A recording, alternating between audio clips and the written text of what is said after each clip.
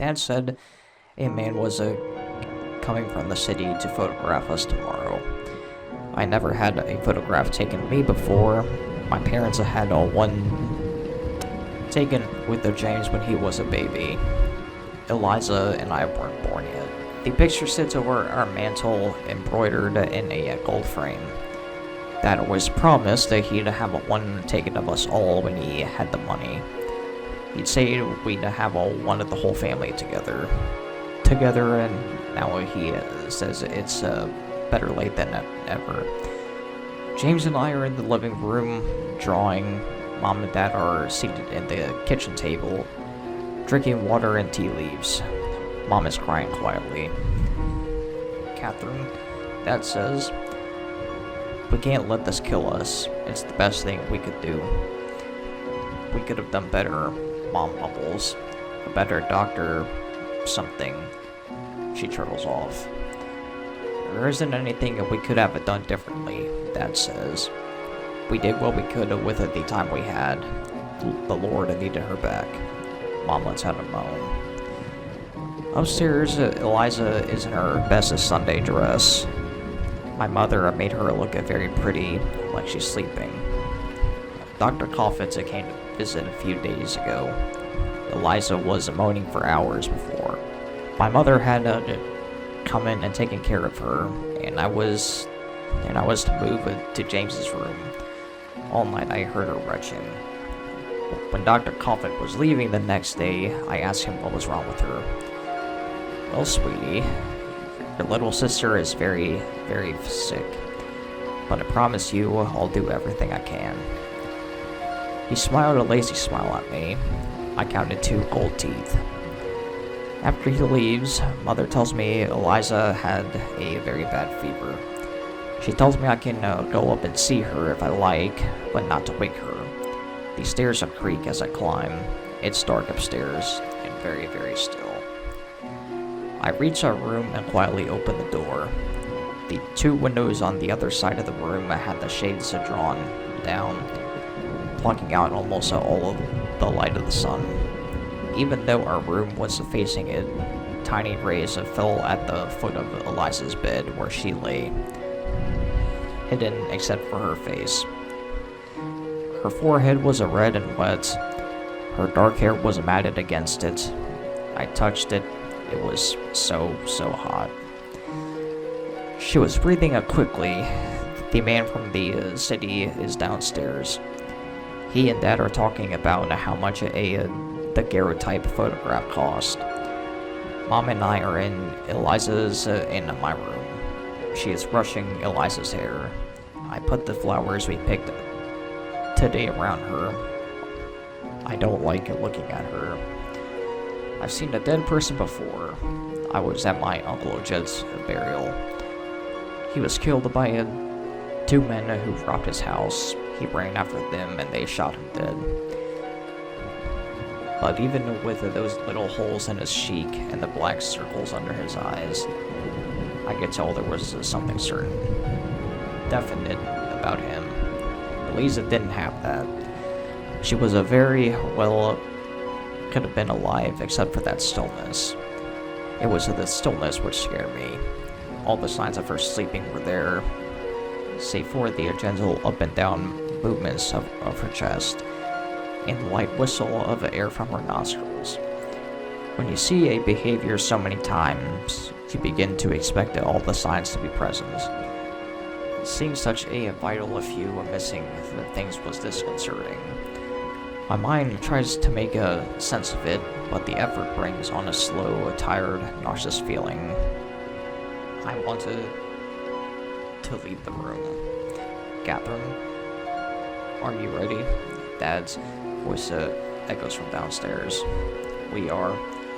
Mom's voice breaks and doesn't carry. Yes, Dad, I finished. Footsteps begin on the stairs.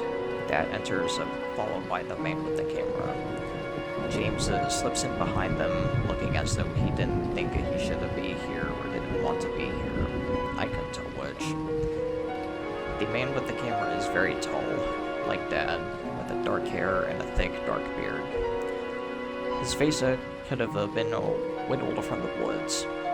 It was so lined.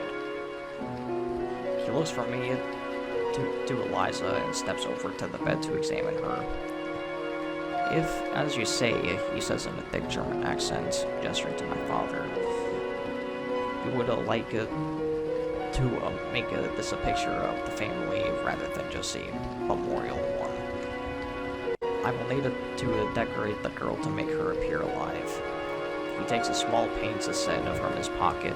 I will decorate her eyes to make them appear open, if this is acceptable.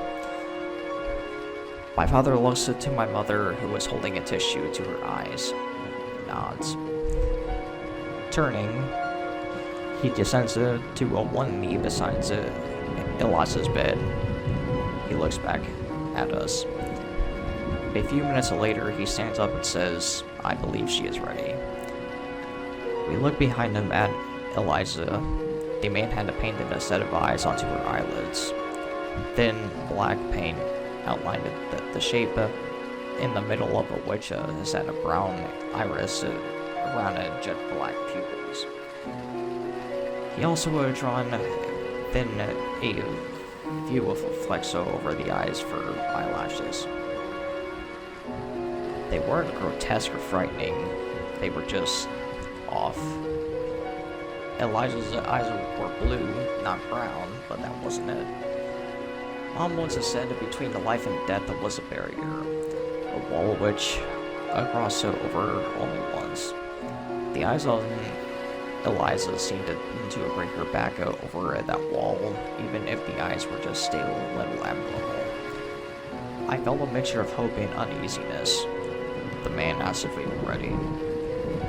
As the group around Eliza's bed, a man now behind the camera says, one more thing. The exposure will take up to 40 to 50 seconds, so if you will please remain as still as possible in order to optimize the blurriness. I supposed Eliza's face would come off as crystal clear on the count of 3. We buried Eliza the next day. We held a funeral for her at St. Catherine's Church and buried her in the graveyard next to it. Mom howled when the casket was closed. I guess it's because that's when she knew she wouldn't ever see Eliza again. The tiny coffin looked very odd to me.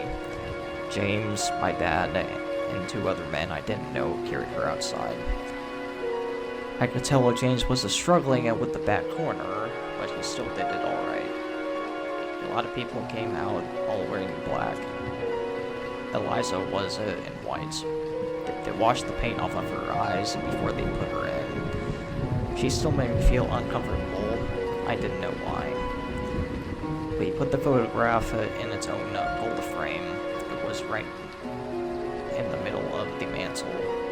It was always nice to walk by and look at it. It was helpful to remember what she looked like. You stop seeing a person, and for some reason, their face begins to fade. You can't quite remember what they look like, or the specific features that made them. A few weeks later, I was looking at the photograph again. I did it less often now, but I still stop from time to time to look at it. I was looking at Eliza, but also looking at myself. I liked seeing my face. I knew what I looked like, but somehow seeing my face in the photograph was different from looking in a mirror or seeing your own reflection in a pond. I felt bad because I knew that Eliza would never see a picture of herself. She would never grow up to know what she looked like when she was younger. She would never watch herself grow up. Hot tears burn my eyes as I look at her. Painted eyes behind the gray of the picture, a look on her face, almost sad. I stopped. I didn't know what it was, but I could feel a sinking feeling in the pit of my stomach. I started to feel cold. Something was out of place. Something was wrong. I stared at Eliza's face just above the blankets, looking for the third thing that had registered the growing dread in my subconscious, but which I couldn't really focus on. It was something instinctual, I felt. I knew fear, but I didn't know why. I squinted at the picture as the thinness of her cheeks made her even look more apparent in the light from the camera. At her pursued lips and her drawn-on eyes, I knew I was looking at it, right at it, but I couldn't see it. I felt as if I were lost in the woods at night, knowing there was something just beyond my eyesight, something monstrous and heinous glaring right back at me, grinning as I frantically searched for it, knowing I can't find it. As I started looking at the photograph, my fear turned slowly to dark, clammy terror. Nausea rolled over me, my hands were quivered, and for my own life, I didn't know what was wrong. And then I saw it. I saw it because I remembered what the man in the camera had said that day. What I had thought, and the fact that slowly slid away into a place in the home front of my mind like a heavy gray stone. The idea clicked solidly with my fear of something terribly unnatural, terribly wrong, and my primal fear was suddenly explained. The room spun as the realization dawned upon me, as numb, raw shock crashed into me. I wondered how I couldn't have noticed it before, as I recalled how many weeks it had been since the burial, and how tired or drunk Dr. Coffin had looked the last time he came by. As wrenching disbelief crept up my spine, and every nerve in my body fired blank terror, Eli's face was blurry.